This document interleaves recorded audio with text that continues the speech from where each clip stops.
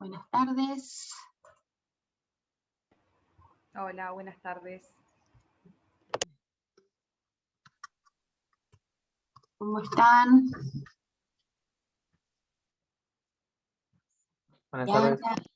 Buenas tardes a Leandro, Emilia. Buenas tardes.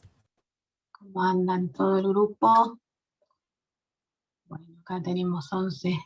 Somos 11 en el aula, Eileen, Seferino, Dayana, Emilia, Leandro, Victoria, Leonardo, Victoria Castro, Rafael, Valentina y Victoria García. Bueno, bienvenidos a todos.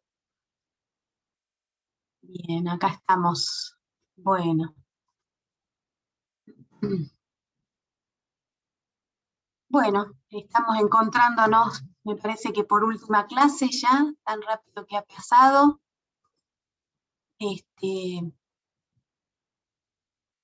Preguntas, algún comentario antes de comenzar con el contenido. ¿Una duda?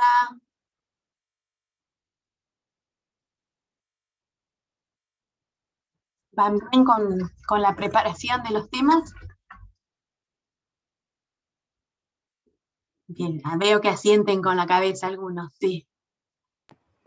Sí, por lo menos en mi caso, leyendo, obvio todavía. Sí. Falta una semana, así que leyendo, pero por ahora no tengo ninguna duda y bastante conforme con el tema de las clases y el contenido. Ah, bueno, mejor así entonces, que se haya podido aprovechar al máximo estos tiempos, ¿no? Que nos conectamos, que estamos por esta vía. Bueno,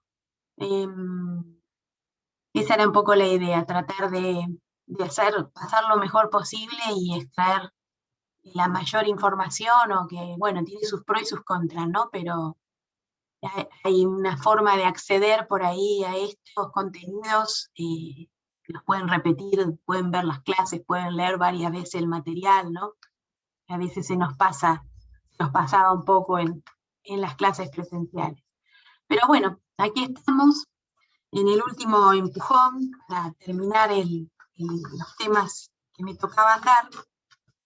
Y iba a empezar con un mapa que les quería mostrar la clase pasada, que no lo habían contado, sobre el borde exterior de la plataforma continental.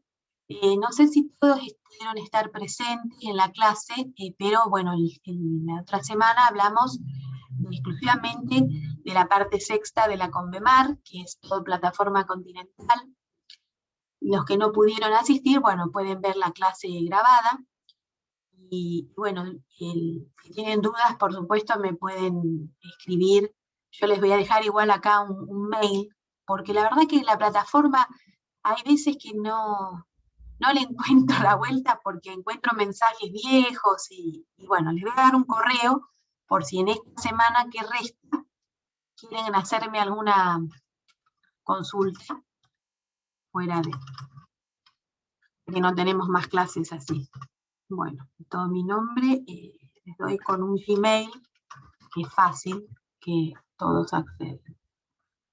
Estoy escribiendo mal incluso.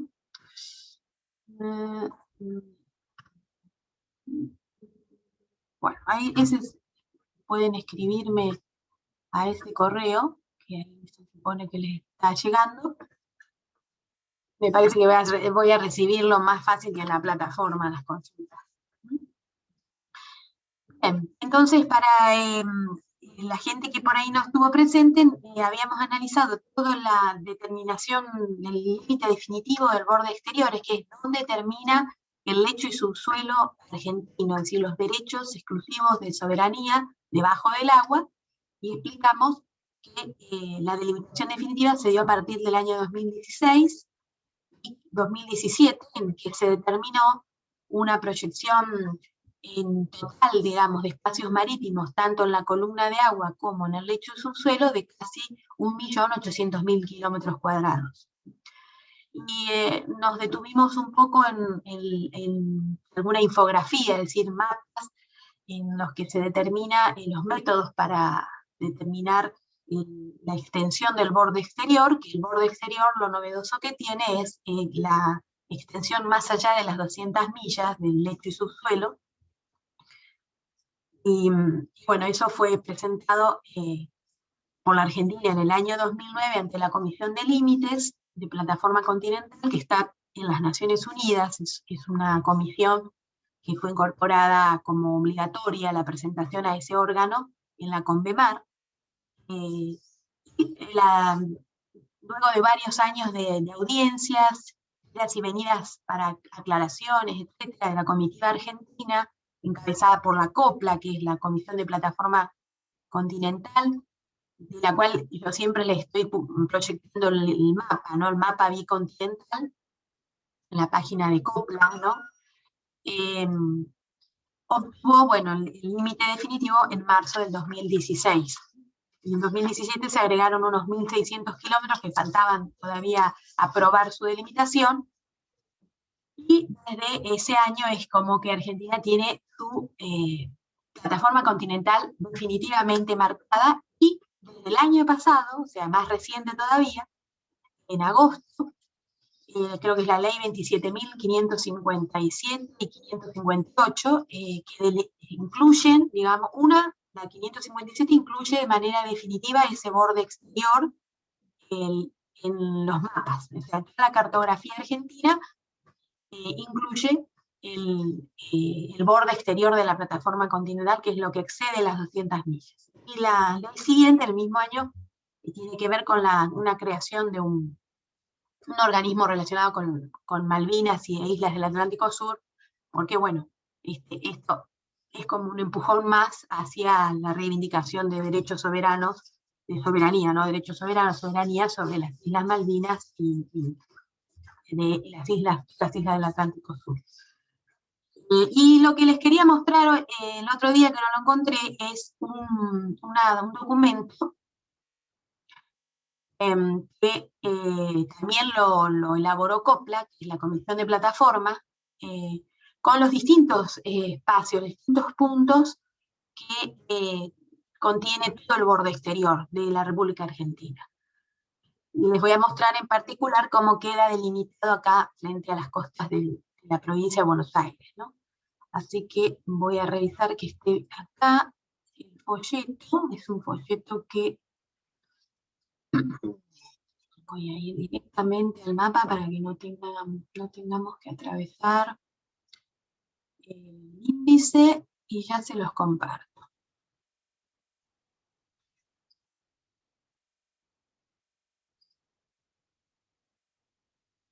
Vamos a ir primero a esta imagen.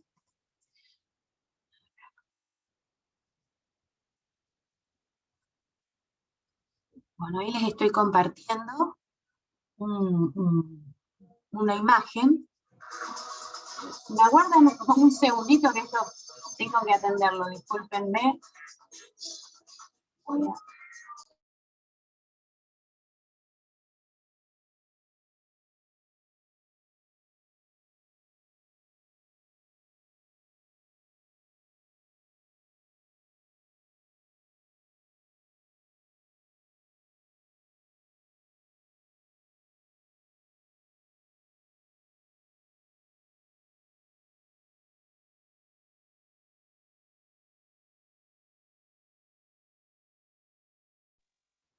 Bueno, disculpen la interrupción, volvemos a compartir. Ahí está, perfecto. Esta imagen es parte del documento que Argentina presentó en el 2009 a la Comisión de Límites, y a simple vista está incluyendo no solamente las 200 millas de plataforma continental, sino el borde exterior. Esta línea verde que ven acá, adyacente a el azul del Atlántico Sur y adyacente a este color verdecito claro, es el famoso borde exterior de la plataforma continental, ¿no? Nada más que acá no está la línea de las 200 millas que habíamos explicado, que corresponde a la columna de agua a zona económica, y en lo que respecta a plataforma, el mínimo reconocido por la convención es 200 millas. Pero bueno, en esta imagen no me quería detener. Quiero ir a esta imagen. Esta imagen, vamos a tratar de ampliarla un poco, sí tiene, ahí está, un poco más grande, sí tiene las 200 millas, que serían de color, esta rayita color verde. Alrededor, fíjense que se incluye Malvinas, Georgia, Sandwich, y se incluye la porción, digamos, del territorio antártico sobre el cual Argentina ha hecho reservas de derecho de soberanía. Y lo que nos interesa acá es los tipos de suelo, es estas líneas gruesas, esta negra, una amarilla, esta azul y rosada, corresponden a la diferente conformación del suelo, del lecho y subsuelo, ¿no?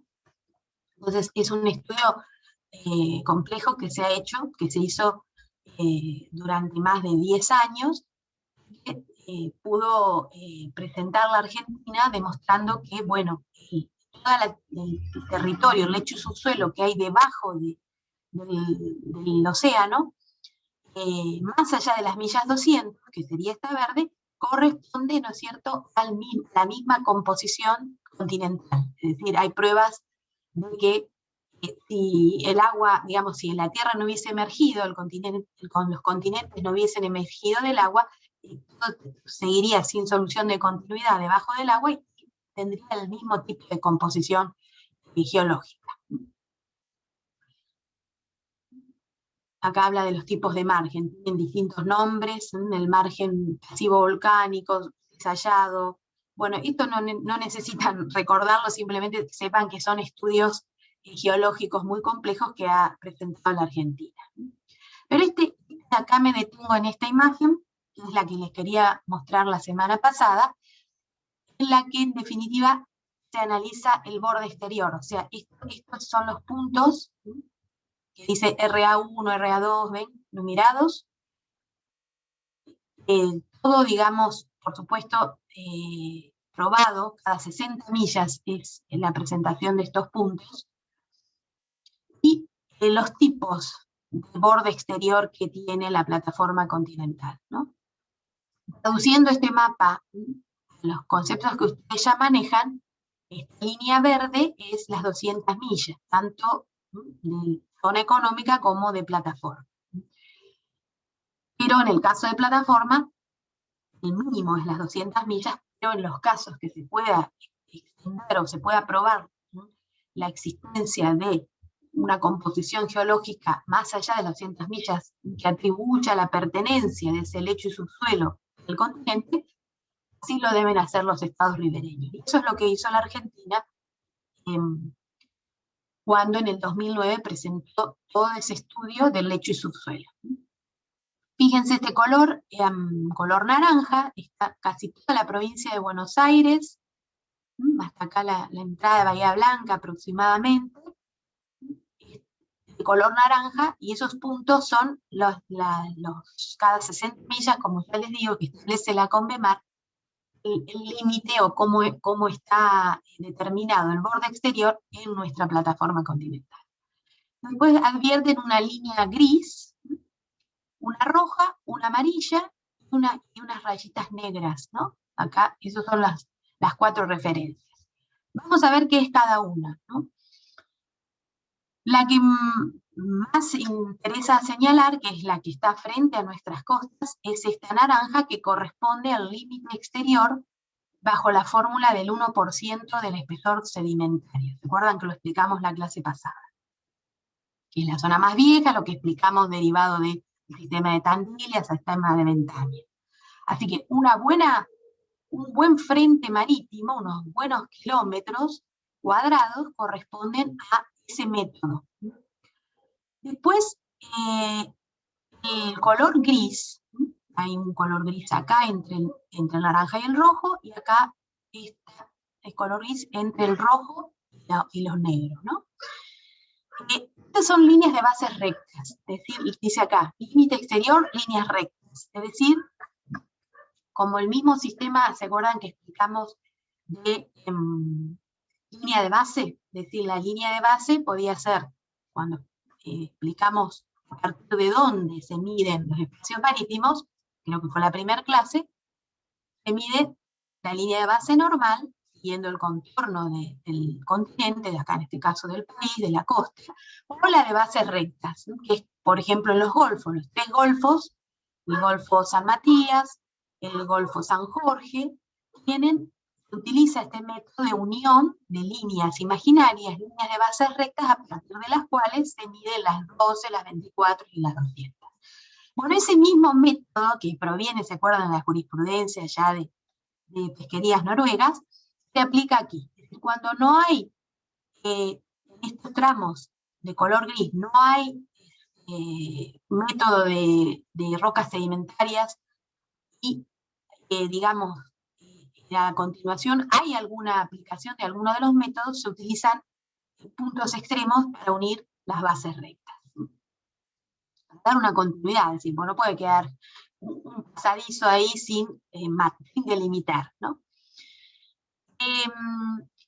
Bueno, el color, vamos al de las 60 millas, el que me interesa. Es negro, las rayitas negras, ven que no se da en todos lados, pero en varias porciones de esta parte, de esta mesetada, frente a las islas del Atlántico Sur, utiliza el método de las 60 millas del pie del talud.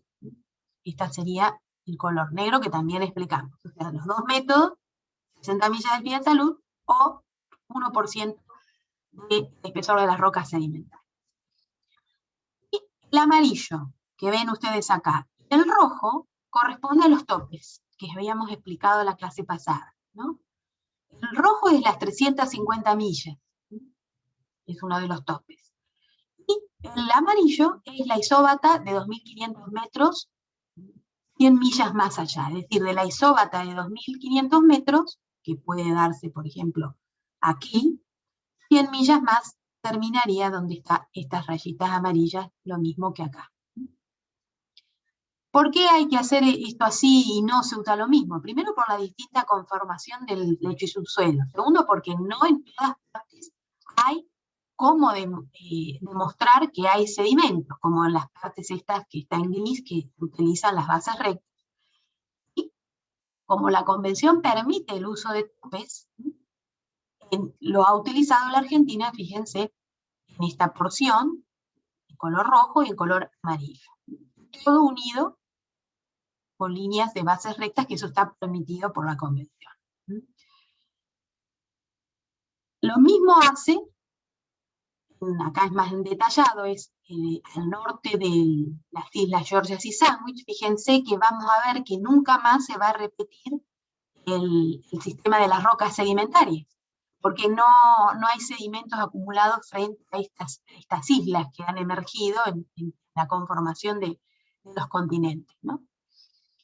Y lo mismo va a suceder en las porciones, digamos, que van al norte de la península antártica. No encontramos más lo de las rocas sedimentarias. O sea, lo más antiguo del planeta, como yo les explicaba, lo tenemos frente a la provincia de Buenos Aires. Así que bueno, esto era lo que había quedado pendiente de la clase pasada, y no quería dejarlo sin que ustedes lo tuvieran en cuenta. No sé si es alguna duda, ¿se comprendió bien? Para mí fue súper comprensible, sobre todo después de haber tenido la clase anterior, en donde nos habías explicado cada una de las formas de medición. Está bueno verlo graficado específicamente en nuestras costas y demás. Me parece bastante claro. Además me vi el video que subió al campus, que era de esta mujer que era especialista. Ah, sí, lo viste bien. Bueno, sí, y me resirvió y comprendí también lo que ya nos había advertido usted en la clase. En su clase fue buenísima, pero miré el video y fue como recordando y refrescando algunas cosas que por ahí yo no había tenido muy en cuenta porque, bueno, por ahí a veces me distraigo un poco. Sí, lógico, bien. No, qué bueno que lo viste, que todos puedan verlo, ese video está muy bien subido, porque bueno, es la que dirigió todo este proceso desde el año 1997, que empezó la Comisión de Límites a funcionar, profesora Armas. Así que, bueno, los tengo ya como alumnos expertos en Derecho del Mar, así que espero que tengan un futuro muy provechoso en temas marítimos. Sepan que es un área bastante inexplorada y es un nicho de trabajo poco explotado. Y más si se conectan con la parte del derecho marítimo, que bueno, la Universidad Nacional no le da importancia, pero buceen un poco en lo que es el derecho marítimo. Sepan que el 80% del comercio mundial se hace por barco. Van a encontrar un nicho interesante para poder abordar o estudiar o dedicarse. Bien, vamos a dejar de compartir esto y vamos a cerrar con el tema Antártida, que está también en la unidad, que quería señalarles algunas particularidades. Primero que todo, a ver si lo tengo acá a mano, les voy a dar las páginas de la Secretaría del Tratado Antártico.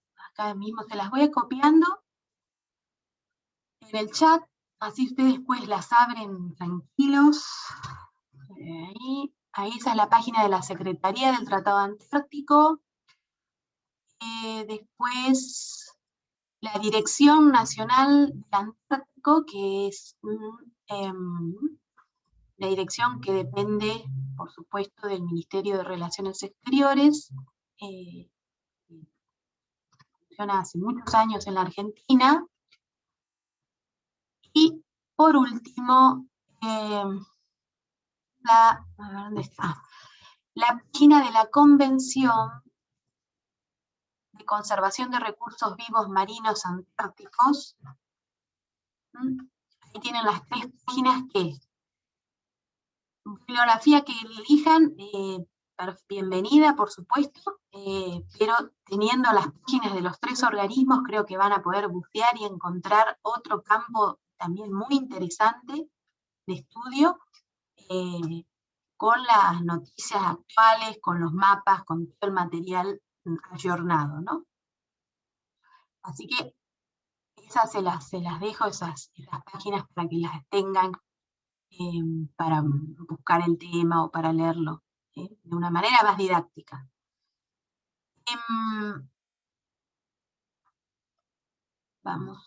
Ahora vamos otra vez acá. La página que dice ATSAQ, que es la de la Secretaría del Tratado Antártico, tienen todo lo que es los antecedentes de este sistema antártico. Si quieren verlo después, yo hoy les remarco nada más cómo está compuesto, algunas particularidades. Bueno, después les queda a ustedes para leer tranquilos en el tiempo que tengan en las páginas. Les voy a compartir algunas imágenes, algunas diapositivas del tema Antártida, sacadas todas de estas páginas, sobre todo de la TSAQ, y algunas del contenido histórico, que no vamos a detenernos desde los primeros ocupantes o todas las expediciones. Al que le interese la historia, en la página de Dirección Nacional del Antártico, el que depende del Ministerio de Relaciones Exteriores, tienen la historia, es decir, de las primeras bases, la primera ocupación de la Antártida, la primera base que hace Argentina, la base Orcadas, etc. No vamos a detallar eso. Ahora, vamos a puntualizar algunas cosas para que ustedes tengan una idea general del continente antártico. Vamos a tratar de ver si lo puedo ampliar. Bueno, el continente antártico, rodeado de océanos, mares, por supuesto continentes, verán ustedes, acá se asoman Australia, África y América del Sur, ¿no? Algunas islas también. Es un continente, digamos, que está protegido por un conjunto de normas que todavía le dan cierta protección, y también se lo denomina como, no es un continente dedicado, no es patrimonio común de la humanidad, pero tiene un régimen de protección y conservación que es un ejemplo en el mundo. Digamos que se sigue renovándose desde 1959, que se firmó el Tratado Antártico. A lo largo de las décadas que pasaron, sigue reafirmando la protección de este continente. Bueno, esta es la imagen sacada de la presentación COPLA, y vemos la porción, ¿no es cierto?, la península sobre la cual la Argentina hizo su presentación de borde exterior, aunque sabemos que no hay soberanía. En el artículo 4 del Tratado Antártico se prevé la no reclamación de soberanía por parte de los estados, simplemente todo el que ratifica la convención o el sistema antártico hace reserva de sus derechos, ¿no? Porque los 7 países que son reservantes de derechos de soberanía habían actuado, habían manifestado su interés en la Antártida antes de firmar el tratado. Entonces se respeta estos antecedentes y se habla de una reserva de derechos de soberanía.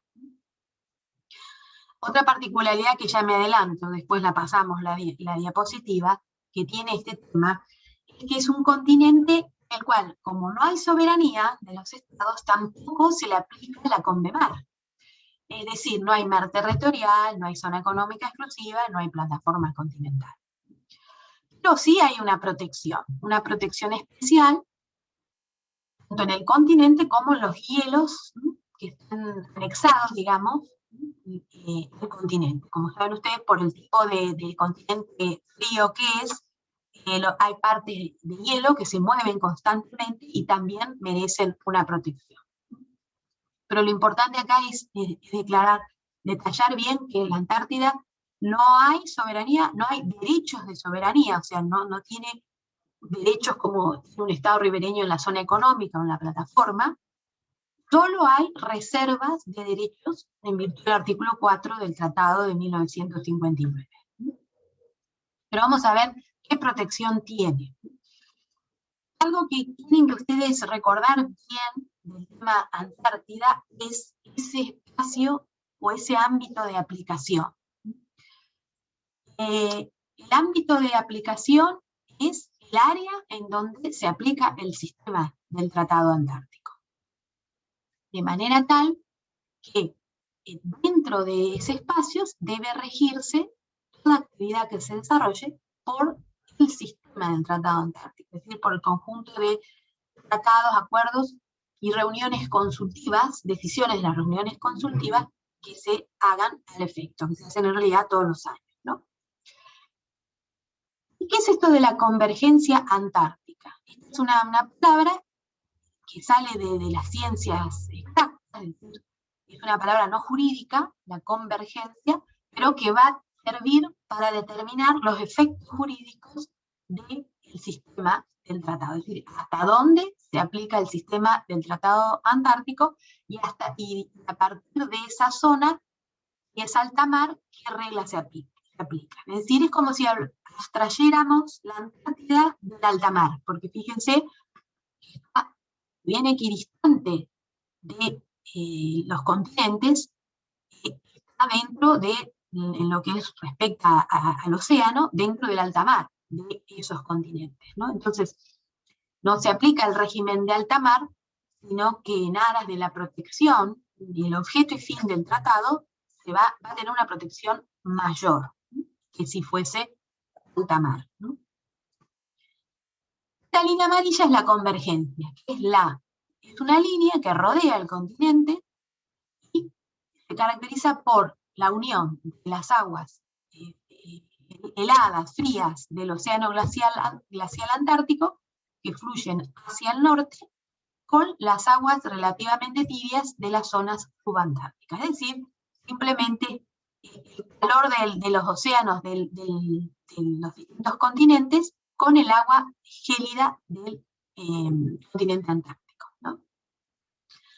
Tiene un ancho, digamos, de entre 32 a 48 kilómetros desde, vendríamos a decir, no vamos a decir línea de base, pero vamos a decir la costa, ¿no? Porque no tiene espacios marítimos el continente, pero desde la costa, un ancho, este espacio de 32 a 48 kilómetros. ¿Por qué 32 a 48? Quiere decir que a veces es uno u otro, claro, porque la línea de calor y frío entre los océanos se va moviendo, no es una línea rígida, ¿no es cierto?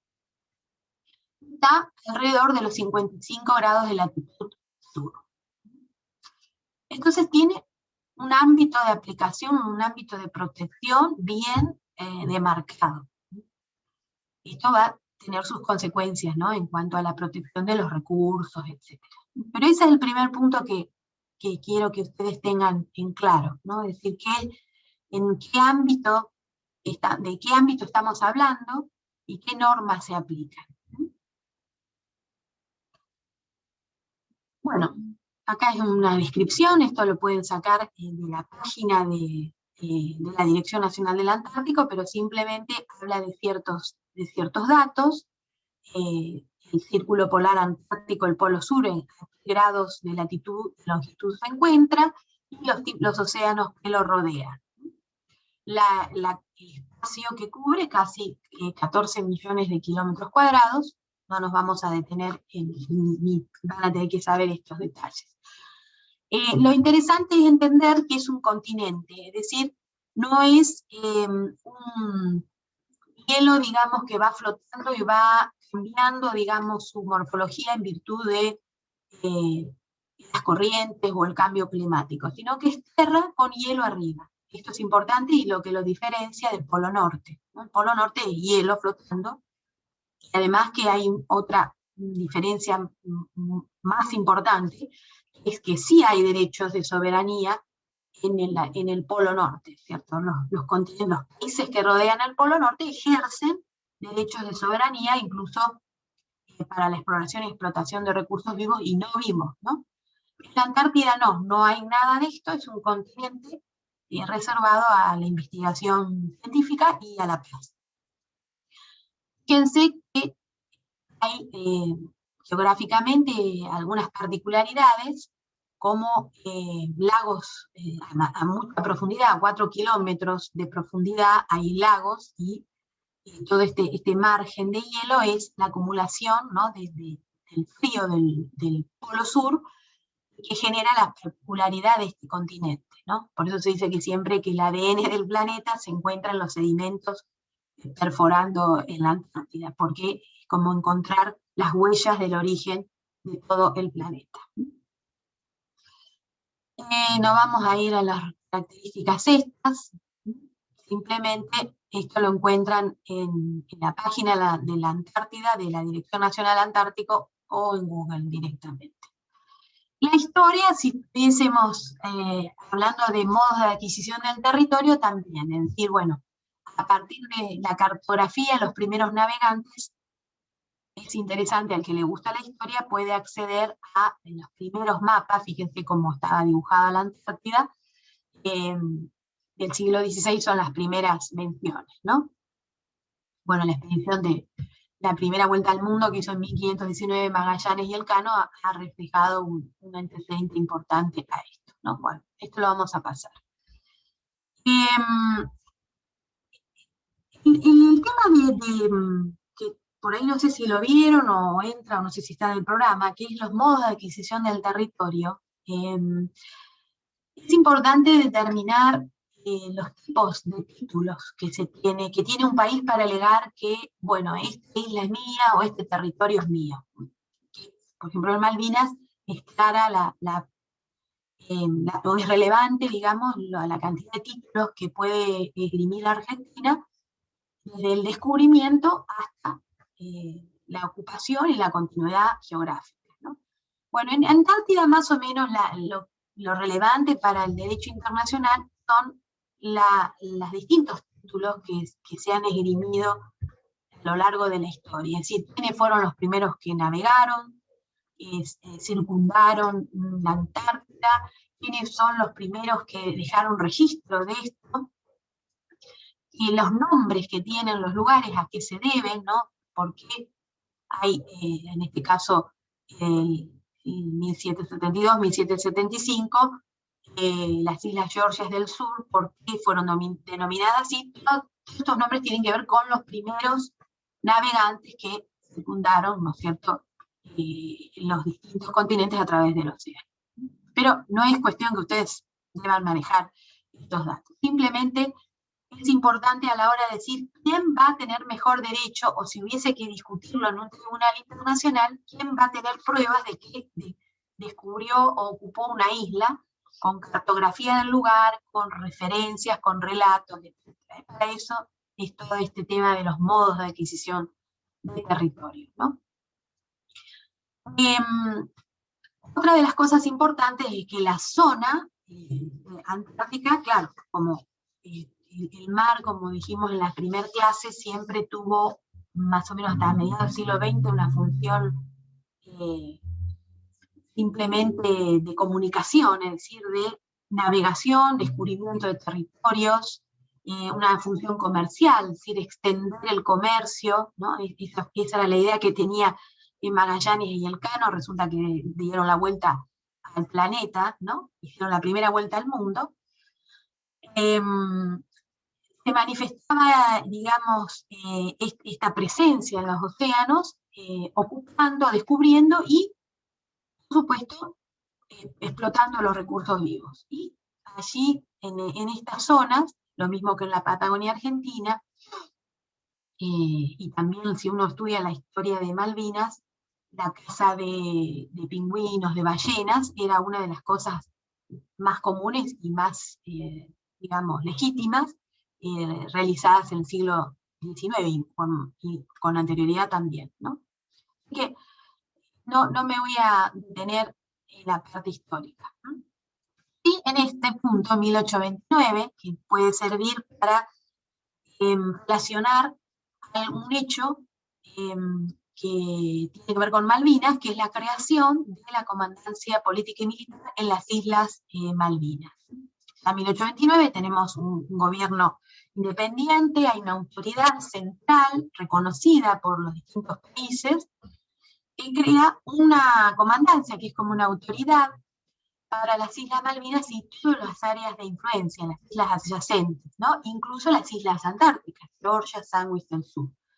Y esta comandancia, 3 años después los ingleses usurparon las islas, así que imagínense que algo habrá pasado con la creación de esta comandancia, que desde 1833 siguen los británicos allí. Bueno, ¿qué es lo que hizo esta comandancia? Ejercer actos de soberanía, como por ejemplo, reglamentar la pesca, la caza de ballenas, empezar a ejercer actos, digamos, de poder de policía, actos de jurisdicción, que se llaman en la zona económica exclusiva actual, es la jurisdicción para controlar la pesca ilegal, etc. Y, fue una proyección que hizo de manera estratégica para también cubrir el área de influencia de la Antártida, ¿no? Y a partir de ahí, de 1829, la política argentina tuvo en cuenta, digamos, o tuvo en miras la proyección hacia la Antártida, ¿no? Y establecieron proyectos para financiar la ida a la Antártida, hubo peticiones para establecer factorías comerciales de lo que es el faenamiento de ballenas y todo lo producido de ello, o sea que Argentina fue uno de los pioneros, países reclamantes de soberanía, en actividades en la Antártida. No nos explayamos más ni tampoco se compliquen con todos los detalles. Simplemente, ¿por qué Argentina ocupa un lugar importante en el sistema antártico? De hecho, es la sede de la Secretaría del Tratado Antártico.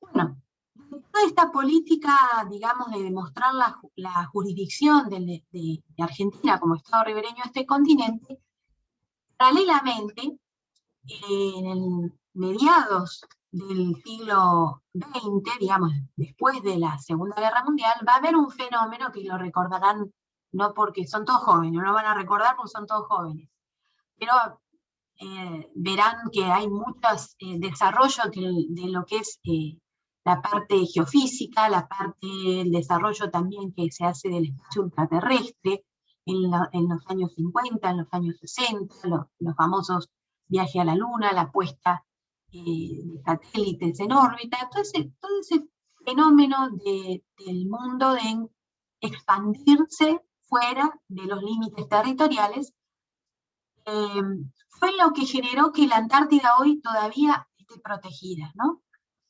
Argentina contribuyó mucho a estas reuniones, a todo este fenómeno, es más, fue invitada por uno de los impulsores de esta protección, que fueron los Estados Unidos, a formar parte de este sistema, como algunos dicen, este club de países que tienen alguna injerencia o interés en la Antártida, ¿no?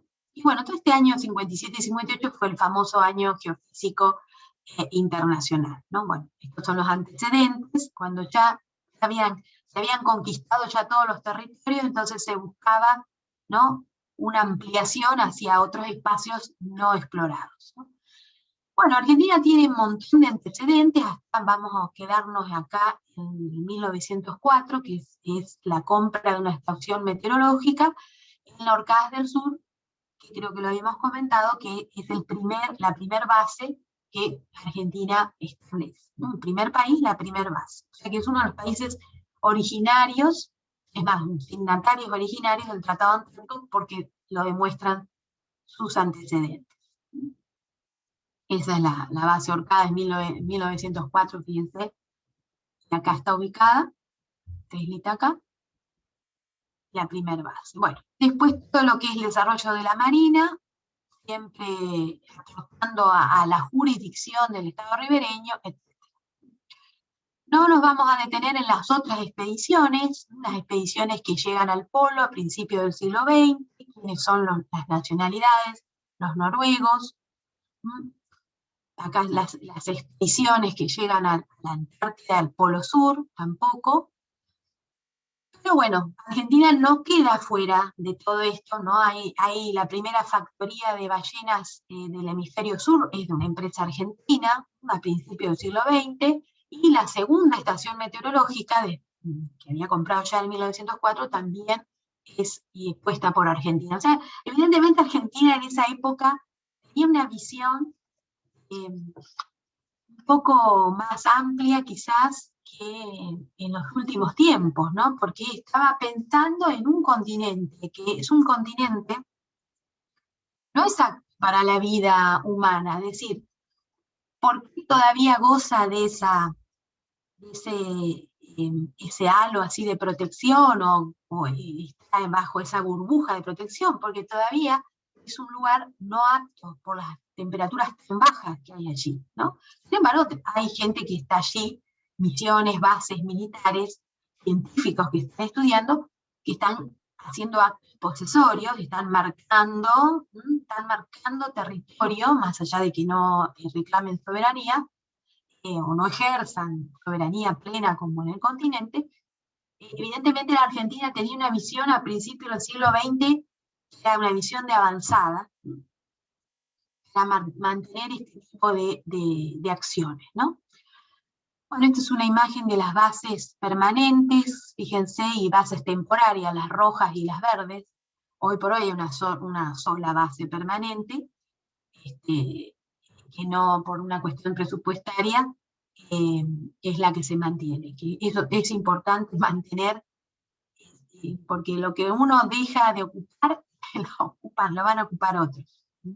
Pero bueno, hoy por hoy, fíjense la idea, la proyección de no sé, la dirigencia gobernante, la política exterior, la gente que dirigía las relaciones internacionales de nuestro país en ese momento, y estamos hablando del año 1950, bueno, ¿dónde quedó eso?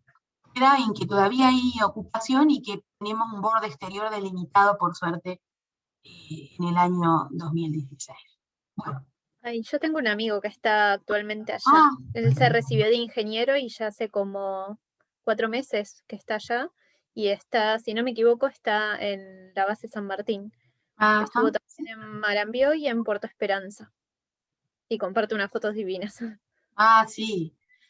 Sí, seguro, seguro que ese mantener ese pin ahí es fundamental, ¿no? Y poder ir ahí, si pueden, como tu amigo, con científicos o gente de distintos personales más, se aplica para entrar a trabajar a la Dirección Nacional del Antártico, como logística, como médicos, enfermeros, de todo tipo de profesiones, para ir a hacer esa ocupación, estar un tiempo en ese continente tan difícil de vivir, ¿no? Pero bueno, Argentina es en ese sentido importante, que mantiene esa postura, ¿no? Bueno, acá son ejemplos de todos los destacamentos, todas las expediciones, todo lo que se invertía, digamos, en eso que hoy en día todavía podemos mantener. Las bases, el Instituto Antártico Argentino, que ahí les pasé la Dirección Nacional del Antártico, que es el Instituto Antártico Argentino, y la primera expedición que hizo la Argentina y llegó al Polo Sur en el año 65. Bueno, nada, esto es historia.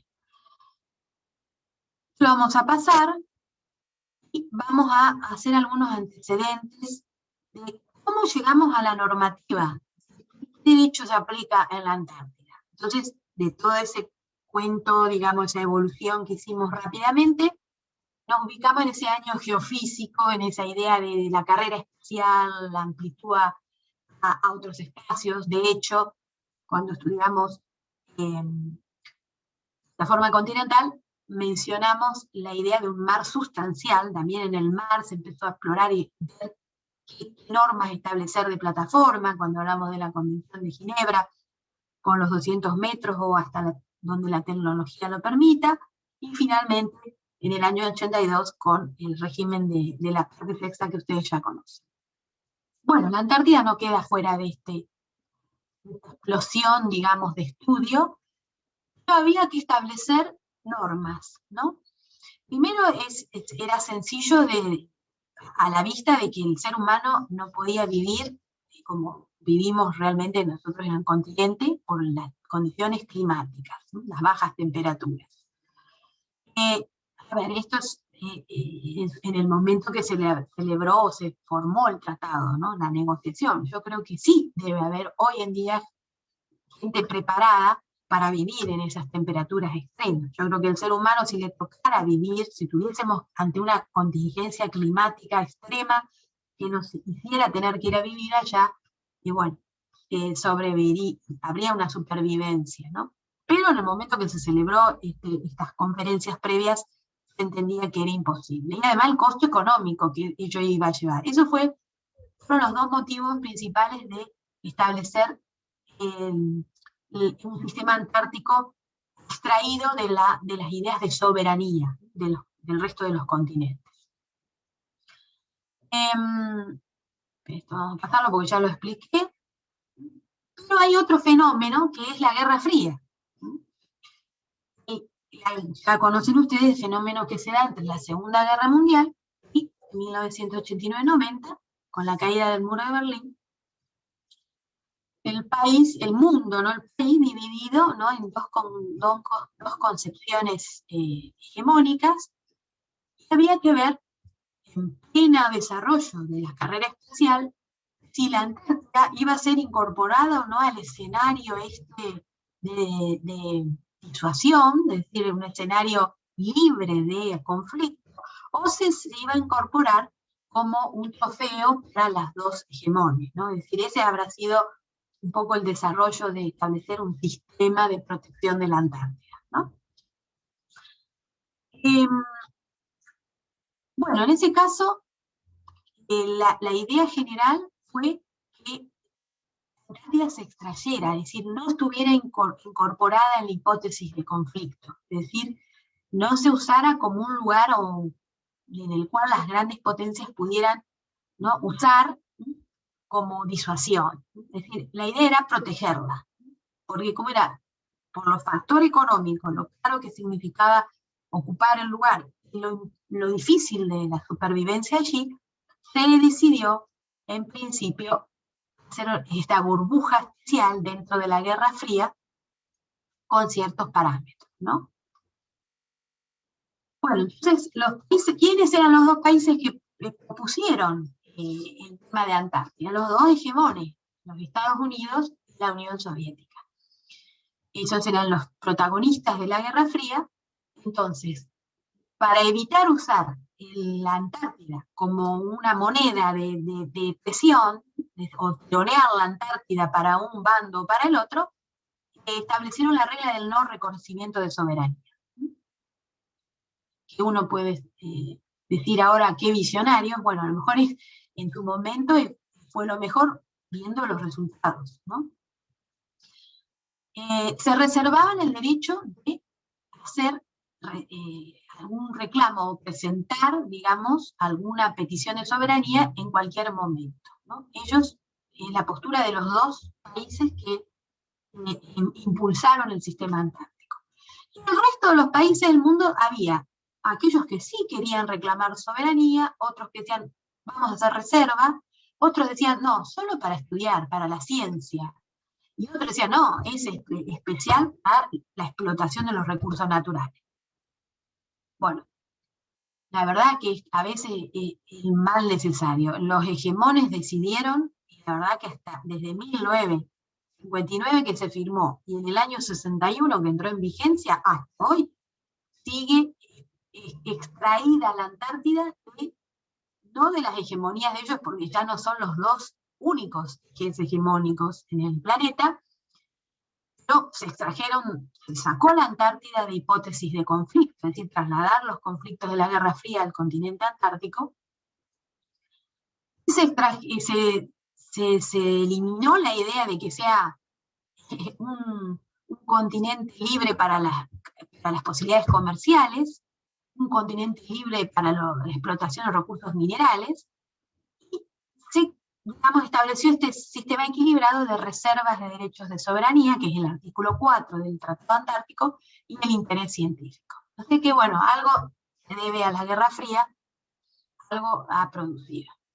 Veremos hasta cuándo se puede seguir manejando. Entonces, esto no se dio en el Ártico. Quizás esa sería la carta que tenían los dos hegemones guardada. Bueno, no vamos a ejercer soberanía en la Antártida, pero sí en el Ártico. De hecho, el Ártico, ustedes saben que es una zona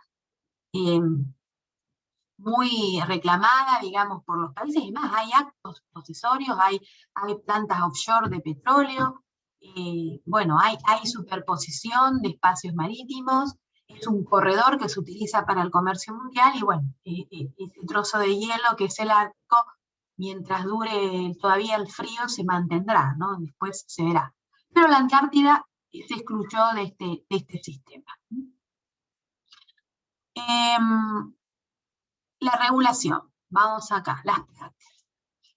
Tratado de 1959, que se firma, lo impulsa a los Estados Unidos, aquellos, llama a los que tienen interés, están efectivamente en la región. Decía, Argentina fue uno de ellos. Y fueron 12 los países que firmaron originalmente el tratado, que son las partes originarias. Hay dos tipos de partes más que ya vamos a ver, pero los originarios, 12 países, fíjense, en la cantidad de países que hay en el mundo, solo 12 firmaron el tratado. Y una cosa importante de este tratado es que, si lo ven, es un tratado muy corto. Lo pueden googlear, es muy cortito el tratado, y no resuelve cosas puntuales. Es decir, imagínense, del año 59 al 2021, la cantidad de cosas que han pasado en materia climática, comercial, bueno, ahora sumémosle el problema de salud. Evidentemente el Tratado Antártico sigue siendo una excepción a todo eso que pasa alrededor, ¿no? Y precisamente porque el tratado estableció normas generales, ¿sí? Y solo se refiere a la región antártica. No se está inmiscuyendo en temas ajenos a la región. Y al ponerle el objeto y fin, que ustedes ya saben que es el objeto y fin de un tratado, que es la investigación científica y el uso pacífico, con ese objeto y fin se excluyen el 90% de las hipótesis de conflicto, ¿no? Es decir, ¿para qué es la Antártida? Y solo para fines científicos. Bueno, solamente para fines útiles de investigación científica, aprobadas por cada país, por las reuniones consultivas, con una serie de protocolos importantes. Es decir, no es que uno va a la Antártida como quien va de viaje así de vacaciones, aunque hay turismo en la Antártida. Al tener ese objetivo, que es la cooperación científica y el uso pacífico, es como que se excluyen las posibilidades de conflicto o las hipótesis de conflicto. Acá tienen una imagen de los países, 7 países que reclaman derechos en la Antártida. De los 12 originarios, 7 países ya tenían interés y ya estaban presentes antes de 1959, ¿no? Nueva Zelanda, Francia, Australia, Noruega, de hecho los noruegos son los primeros en llegar al Polo Sur, y el Reino Unido. Si ustedes observan, la porción de la península antártica es reclamada o se superpone la petición o la reserva con Gran Bretaña y con Chile. Porque ellos también tienen cómo demostrar su presencia en la Antártida. Así que bueno, son los países con mayor, digamos, antecedentes, ¿no? Aunque las circunstancias económicas hayan cambiado, y sobre todo en el caso de Argentina, es un país firmante originario, un país consultivo, que es un voto importante a la hora de tomar las resoluciones. Acá están el objeto y fin que acabamos de explicar, es decir, la actividad científica libre de todo tipo de interés económico, también una actividad científica que yo tenía un video, pero no se los pasé, pero simplemente por una cuestión de tiempo. En la Antártida, si no hubiese cooperación, no habría investigación científica, porque no hay manera de, en semejantes condiciones extremas, convivir sin cooperar. es decir, de ayudarse distintas bases, distintos científicos de distintas nacionalidades. Más, la Dirección Nacional del Antártico y el Instituto Antártico Argentino tienen convenio con muchos países, tienen convenio con Alemania, con Francia, con Australia, con todos los países, no solamente los reservantes de soberanía, sino con los países que se han sumado después, que son los adherentes, que bueno, no tienen, están extraídos de problemas de soberanía, y de ahí viene el avance en este continente se da porque no está la concepción clásica de soberanía, que ustedes conocen, del siglo XVII, que en su momento definió el poder absoluto sobre las personas y las cosas, ¿no? Que después se fue limitando, etc. Pero no existe ese problema. Es decir, no se va a ver la cooperación científica entre argentinos y europeos como, bueno, estoy otorgando demasiadas cosas, o esto me va a resultar en contra para mis derechos en el Atlántico Sur. La verdad que es un ámbito de cooperación plena. Y la militarización solamente a los fines logísticos. Las reuniones consultivas, ya vamos terminando. Sepan que el Tratado Antártico es el Tratado de 1959, con 3 tratados más que ya vamos a mencionar, y se integra con lo que los países consultivos, que son aquellos que tienen voz y voto, deciden año a año. Como el Tratado Antártico era tan cortito y tan general, cada reunión consultiva va ampliando los temas. Tiene temas ambientales, tiene temas turísticos, tiene temas de logística, tiene temas presupuestarios, ¿no? Etcétera. Entonces, lo que resuelven los países en las reuniones consultivas es como prácticamente la legislación del Congreso, cómo se maneja, cómo actúa el sistema antártico a través de las resoluciones dictadas por estas reuniones consultivas. En el año 2011 se hizo en Buenos Aires, y bueno, ahora la de este año se hace en París, ¿no? Todos los años va cambiando el lugar de reunión. Y en la página esa ATS, Antarctic Treaty System, AQ, tienen todos los antecedentes de las reuniones consultivas año por año. No es que van a leer todas las reuniones y todo lo que resolvió, pero tienen manera de acceder a todo esto que estamos explicando, ¿no? Y llegamos a las partes, ¿no? Las partes, fíjense que no son tantas, ¿no? No es que los 200 y pico de estados que tiene el mundo, que son miembros de la ONU, por ejemplo, ¿no? Los originarios firmantes, ¿no? Los 12 en los que había invitado Estados Unidos, incluidos la Argentina,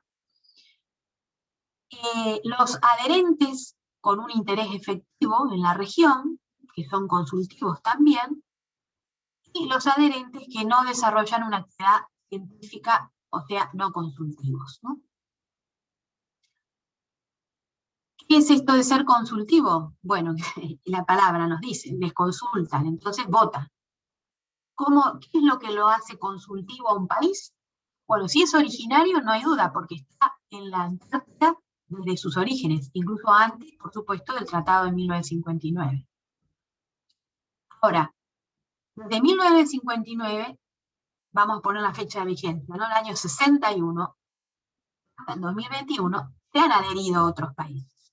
Entonces los adherentes son de 2 clases. Los consultivos, que son los que demuestran un interés. Yo me adhiero al sistema antártico y voy a proveer de, podremos decir, material para alguna base, o voy a instalar una base. China, por ejemplo, fue un país adherente consultivo, porque estableció personal y material, o puede, si no tiene la capacidad material de establecer una base en el lugar, puede dar algún tipo de transferencia de tecnología, ¿no? O recursos humanos. Entonces demuestra su interés.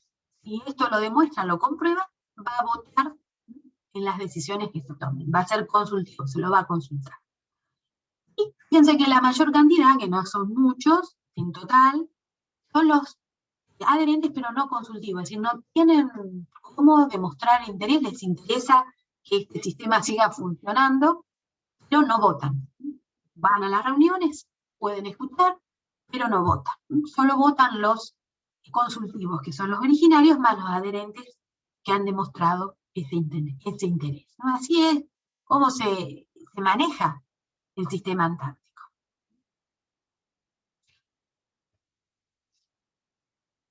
Acá tienen los temas de las reuniones consultivas del Tratado Antártico, ¿no? El tema ambiental fue el que más influyó en las reuniones, sobre todo antes del derecho ambiental internacional, antes de los principios ambientales, a partir de las conferencias de Naciones Unidas, como la de Estocolmo, de 72, Río 92, y todas las que se hicieron a continuación, ¿no? Entonces, el primer aporte que hacen las reuniones en temas ambientales. El segundo, el turismo, el boom del turismo. Los recursos vivos y la conservación de la flora y la fauna. Eso no estaba previsto en el tratado vigente del 61. ¿No? Se fue elaborando un cuerpo jurídico que tiene el mismo peso que el tratado, ¿no? Complementa el tratado antártico. Y acá están los otros tratados que integran el sistema antártico. La Convención para la Conservación de Focas Antárticas, que es del año 1972, y la Convención para la Conservación de los Recursos Vivos Marinos Antárticos de 1988. Sobre este les pasé la página, sobre esta convención.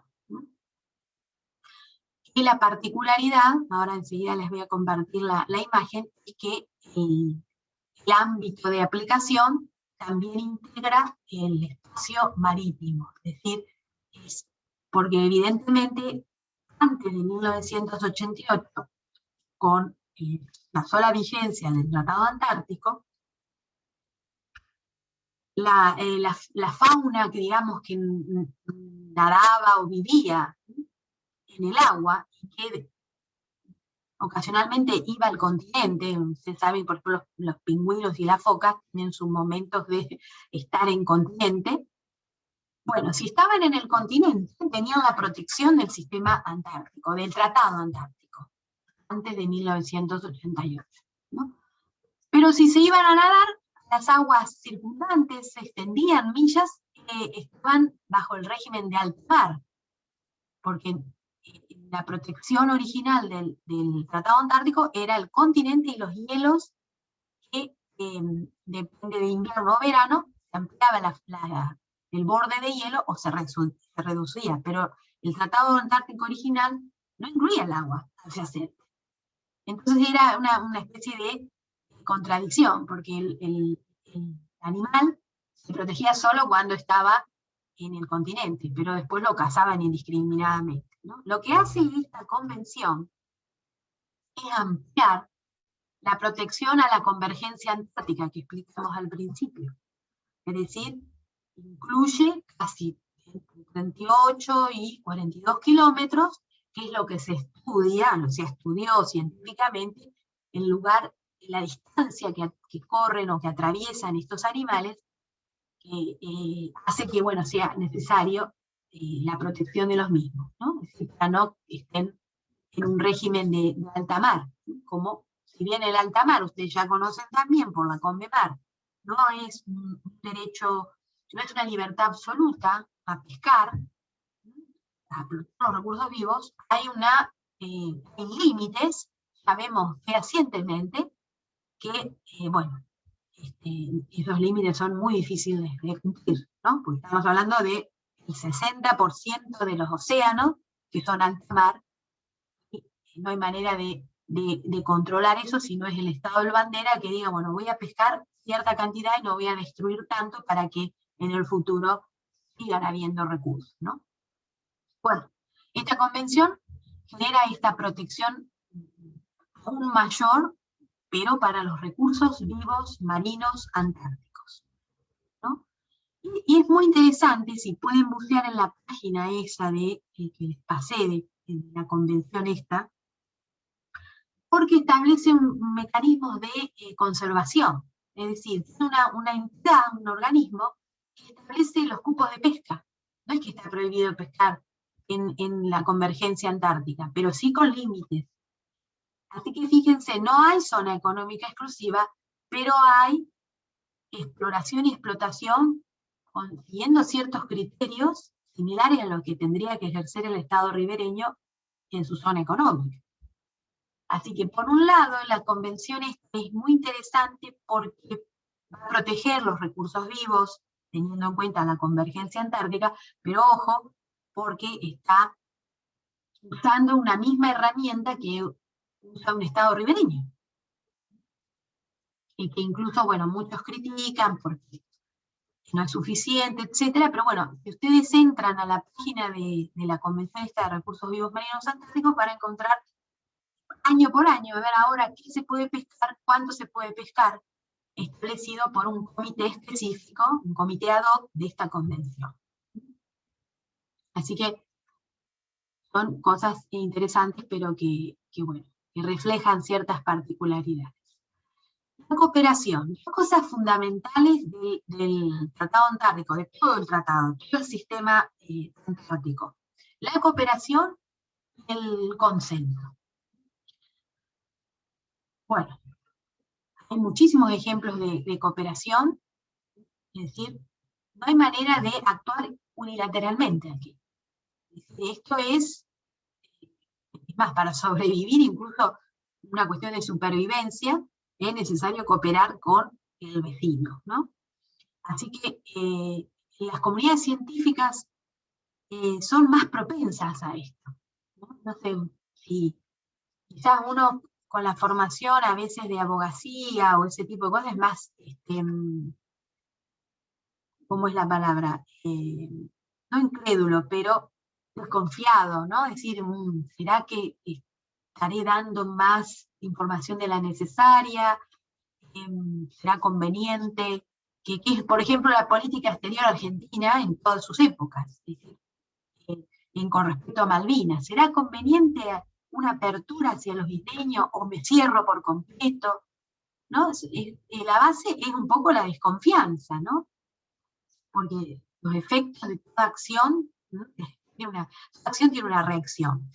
Bueno, en la ciencia, yo he estado en oportunidad de escuchar a científicos, biólogos marinos, oceanógrafos, hidrógrafos, gente de las ciencias exactas,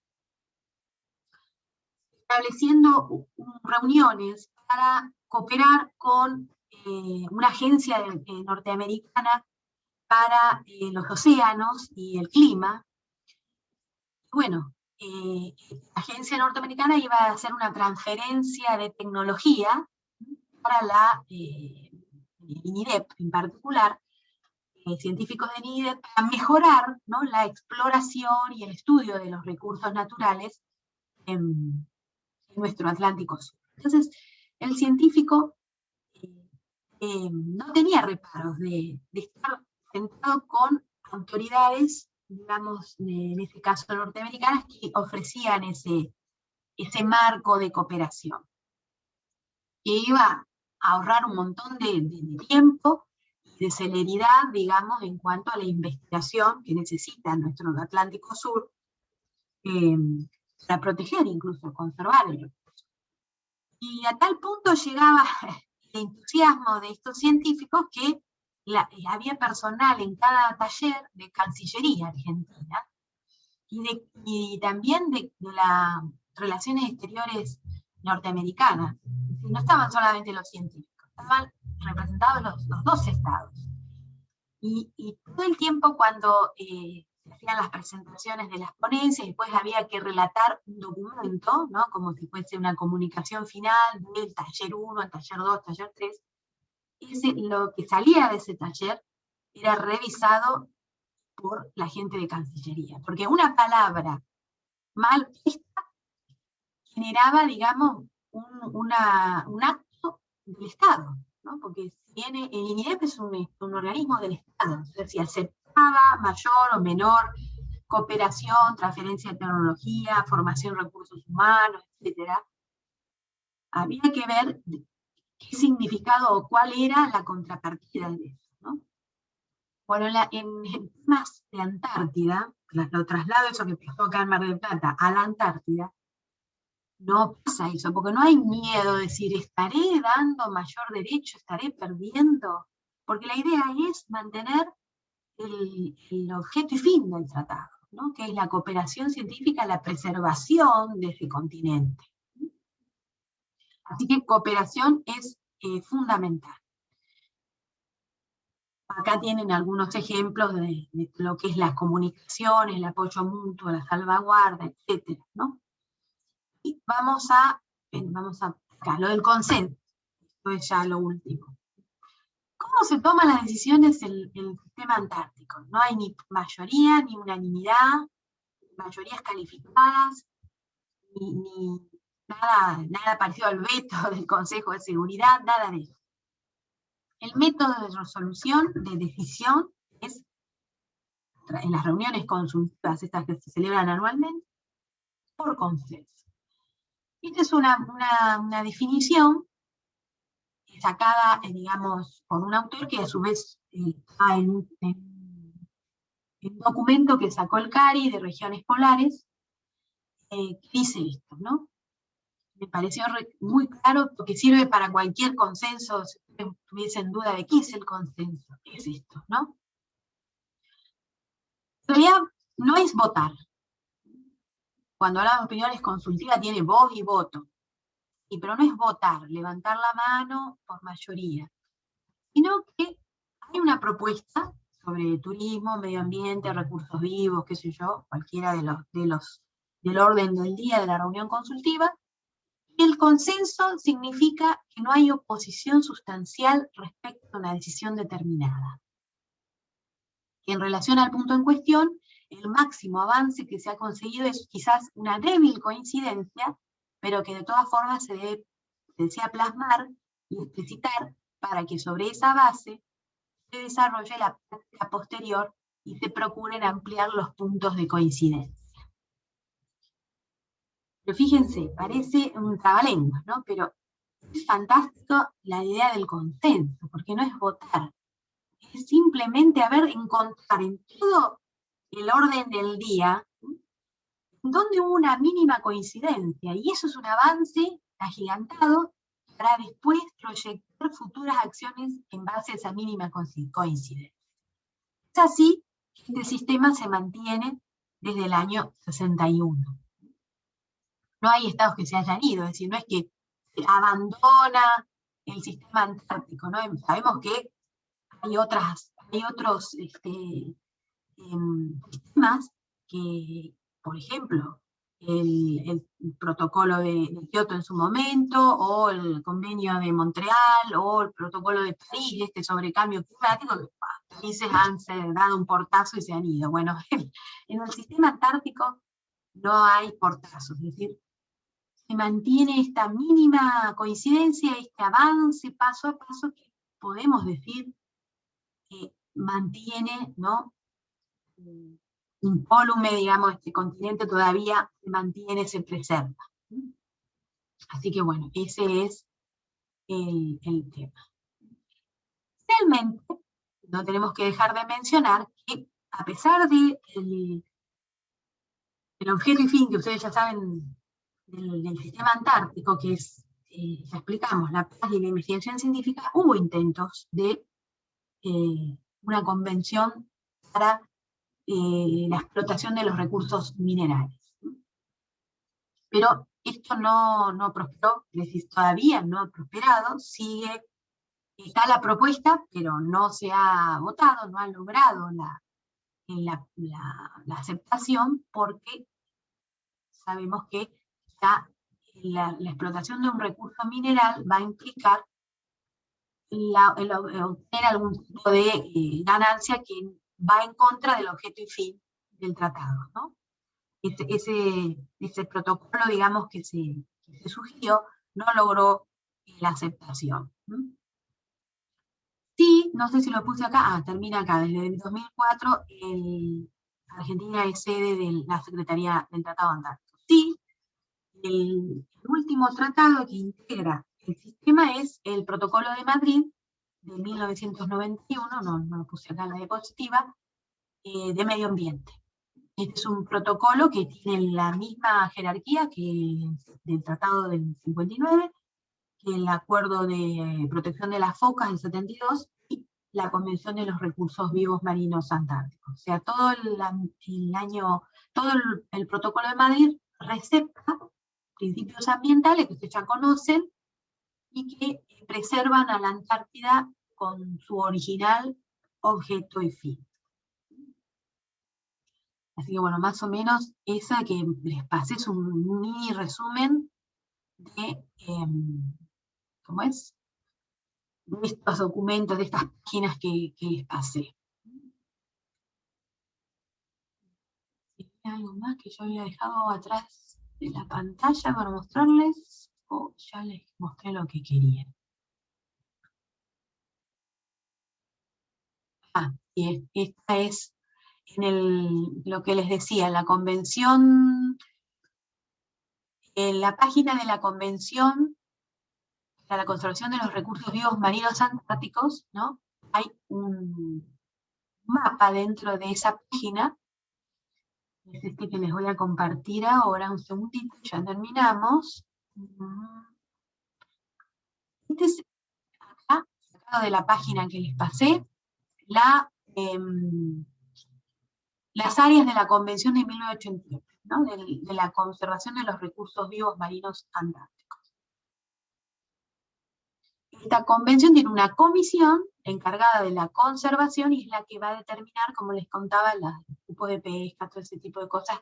Dentro, fíjense el área, que es la convergencia antártica que explicamos. Ven que acá lo que yo les explico es el continente antártico y estas barreras de hielo que depende de la época del año, invierno o verano, se alejan o se acercan al continente. Bueno, lo que es continental está protegido por el Tratado de 1961. Y los recursos vivos son protegidos por el Tratado de recursos vivos, conservación de los recursos vivos, que responde a esto de la convergencia antártica. Fíjense también que las islas Georgias y Sandwich, como acá estoy señalando, están incluidas dentro de este convenio. Y ahí viene también una paradoja, porque estas islas, Georgias y Sandwich, como otras, acá las islas Crozet, acá estoy marcando las islas Kerguelen, ¿no? Acá las islas Valery, bueno, son todas islas que son bueno, las Georgias y Sandwich las están ocupando los ingleses, ¿no? Pero los franceses, los australianos, neozelandeses están ocupando islas en un espacio que corresponde a un tratado para la conservación de los recursos vivos. Y ahí viene el tema de qué derecho se aplica. Porque si vamos al caso cercano a nosotros, Georgias y Sandwich está ocupada por los británicos, ellos sí ejercen derechos de soberanía en la zona económica y en su plataforma continental. Yo digo, por supuesto, haciendo la reserva de la ocupación ilegítima, ¿no?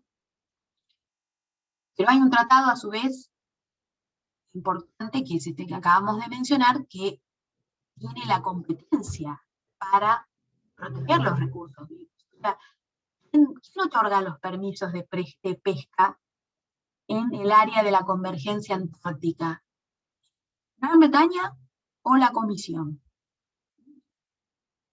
Es una pregunta que vamos a dejar abierta.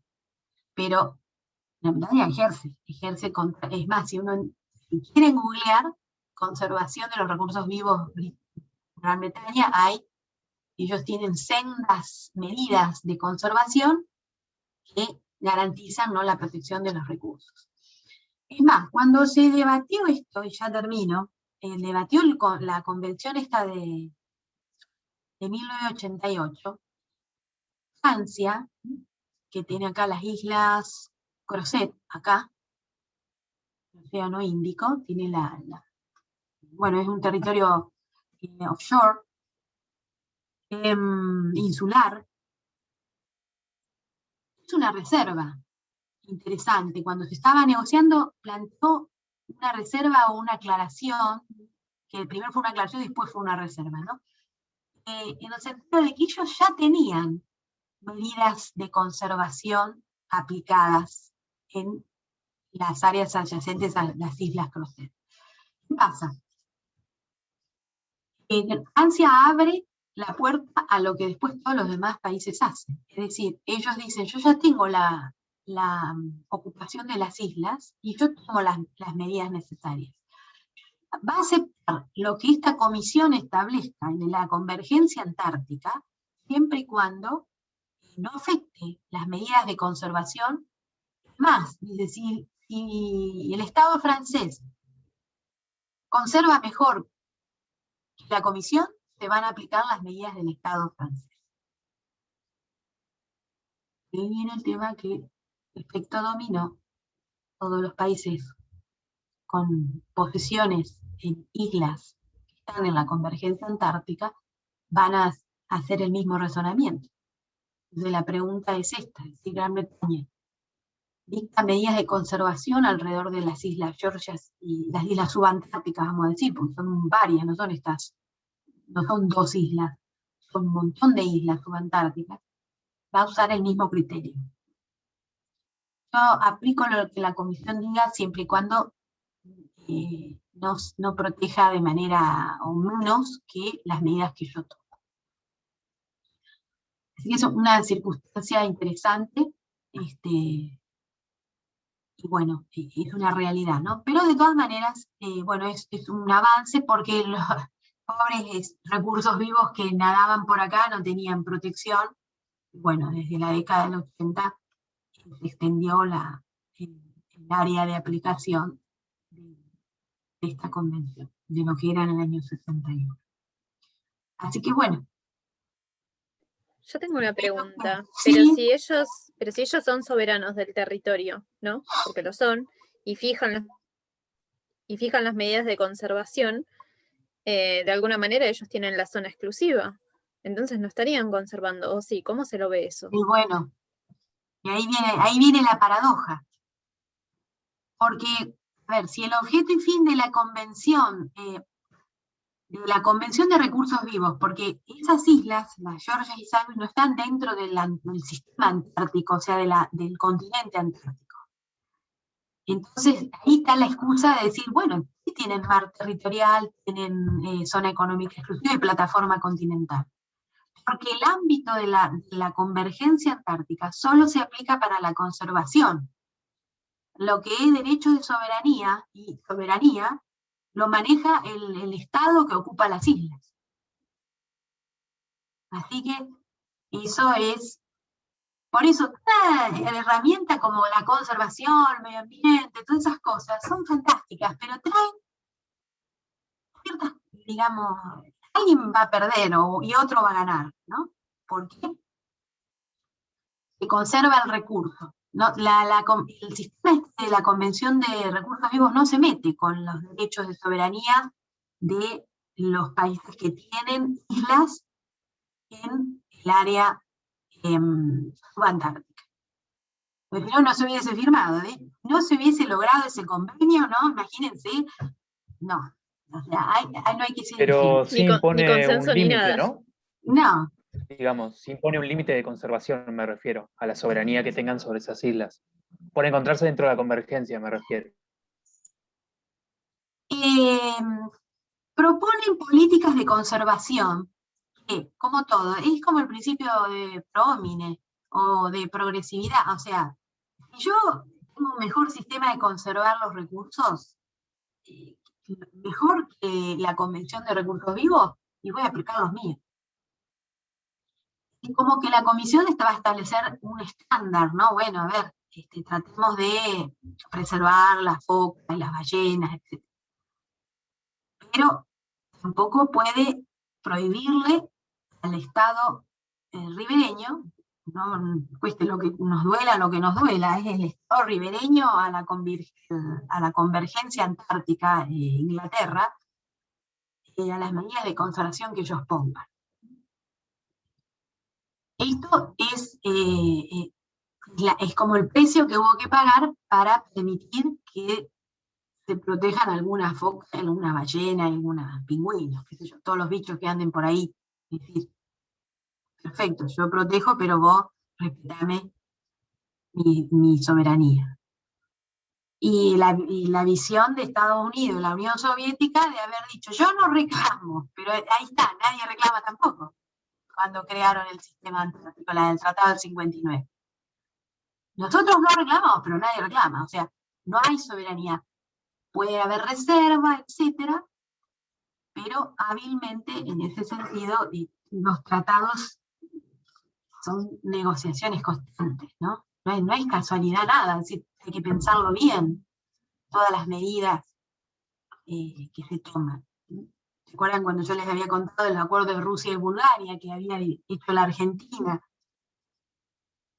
Nos abrimos hacia el mundo soviético, nos alineamos, y nos alineamos a la Unión Soviética en los 80 y nos trajo como un coletazo de que no nos podemos reponer de la zona de conservación Malvinas impuesta por los británicos. O sea, el medio ambiente es una herramienta realmente interesantísima de política internacional, de relaciones internacionales.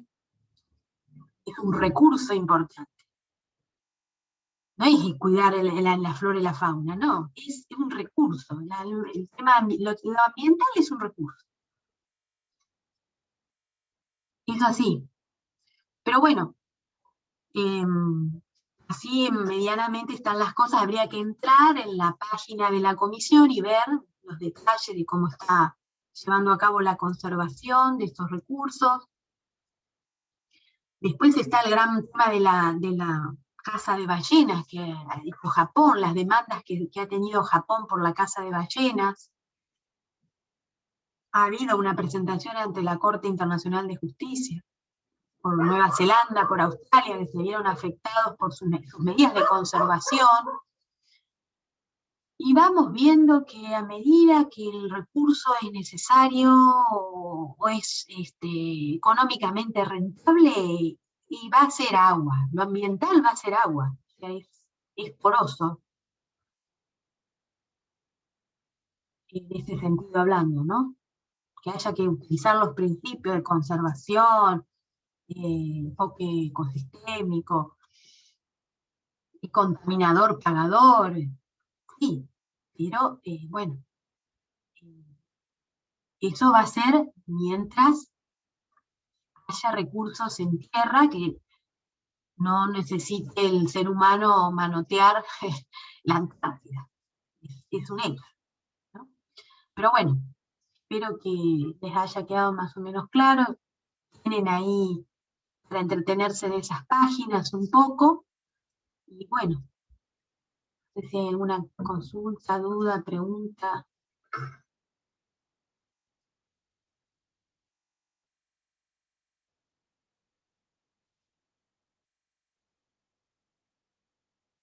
Pienso que les va a ser fácil la lectura de estos materiales, ¿no? Son páginas interactivas, pueden ver videos, antecedentes, documentos. Así que... Cualquier cosa le escribimos a algún correo electrónico y listo. Listo, hagan eso, escríbanme ahí a Gmail, que ese clarito me llega. Y bueno, espero que les vaya muy bien. Y bueno, que nada, que terminen bien el cuatrimestre con esta materia y todas las que estén cursando. Y bueno, cualquier cosa que necesiten consultar me escriben. Muchas gracias, doctora. profesora. Hasta Bueno, que estén bien, ¿eh? Hasta luego. Gracias, hasta luego. Adiós. Gracias, igualmente.